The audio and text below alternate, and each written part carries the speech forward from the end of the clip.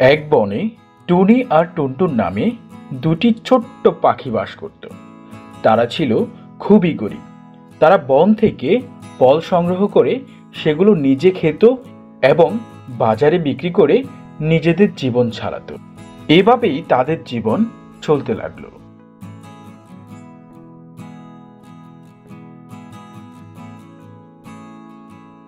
হঠাৎ একদিন টুনি বন থেকে ফল সংগ্রহ করে বাড়ি ফিরল। তখন সে দেখতে পেল তার ঝুড়ির মধ্যে একটি বেগুনি রঙের আপেল। এই আপেলটি তো অন্য আপেলের তুলনায় অনেক চমৎকার দেখতে। এই আপেলটি মনে হয় অনেক সুস্বাদু হবে। আমি এই আপেলটি বিক্রি করব না, এটা আমি আমার মেয়ে টুনটুনকে দেব। এই বলে সে তার মেয়েকে ডাকতে শুরু করলো। টুনটুন, টুনটুন, কোথায় মা? জি আম্মু, এই তো আমি। দেখ মা, আমি তোর জন্য কি সুন্দর একটি আপেল নিয়ে এসেছি। ও মা, এটা তো সত্যিই খুব সুন্দর। মনে হয় খেতে অনেক মজা হবে। আমি এক্ষুনি খাবো।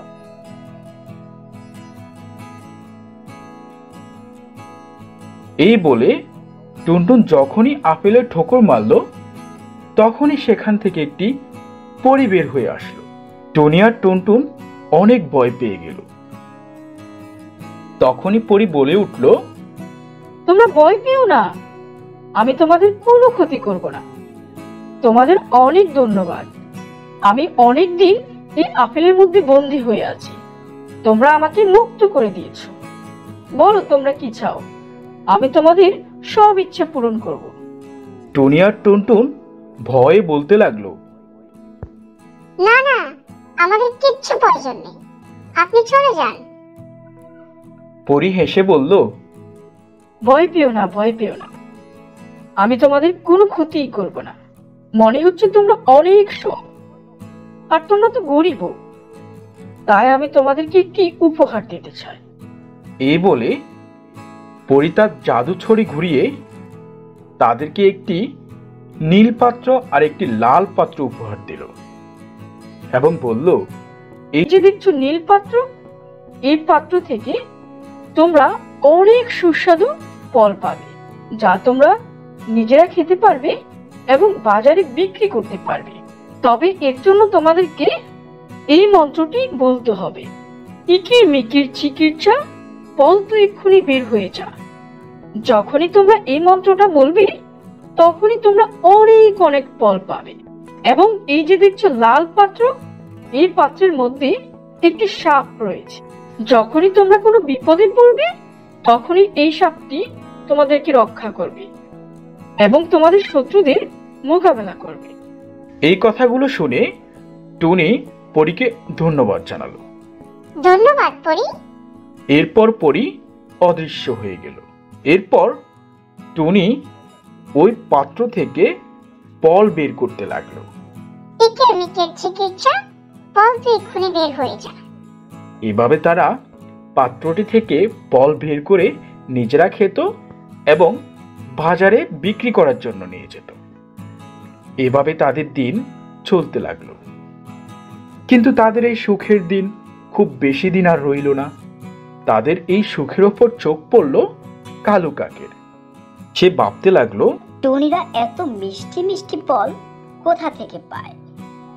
এই বনের ফল তো এত মিষ্টি হয় না। আমার মনে হয় তারা অন্য কোথাও থেকে এই ফল নিয়ে আসে। আজ থেকে আমি তাদেরকে পাহারা দেব।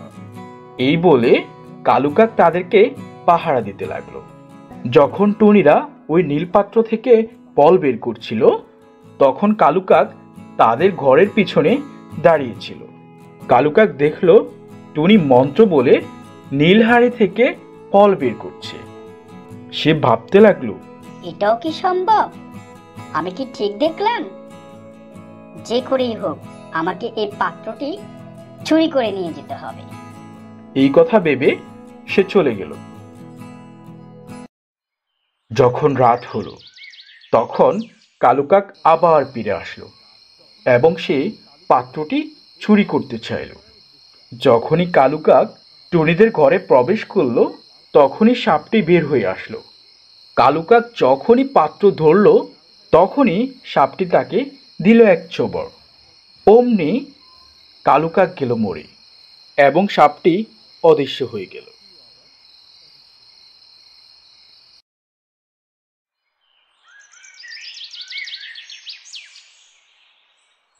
পরের দিন সকালে টুনটুন ঘুম থেকে ওঠার পর কালুকাককে দেখতে পেল এবং সে বলতে লাগলো, মা মা উঠো, দেখো আমাদের ঘরের ভিতরে কে যেন পড়ে আছে।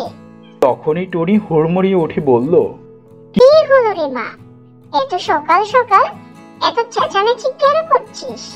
দেখো দেখো কে যেন আমাদের বাসার মধ্যে পড়ে আছে।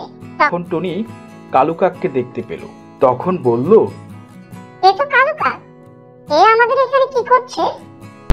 মনে হচ্ছে এ আমাদের জাদু হাঁড়িটি চুরি করতে এসেছে। আর তখনই জাদু সাপটি এসে ওকে কামড় দিয়েছে। মনে হয় এ আমাদের জাদু হাঁড়িটি চুরি করতে এসেছে। আর তখনই লাল হাঁড়ি থেকে সাপ বের হয়ে এসে তাকে মেরে ফেলেছে।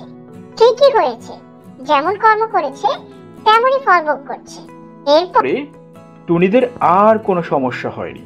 তারা আবারও সে জাদুহাড়ি থেকে ফল বের করে তারা খেত এবং বাজারে বিক্রি করত। এভাবেই টুনিদের জীবন আরামে কেটে যেতে লাগলো।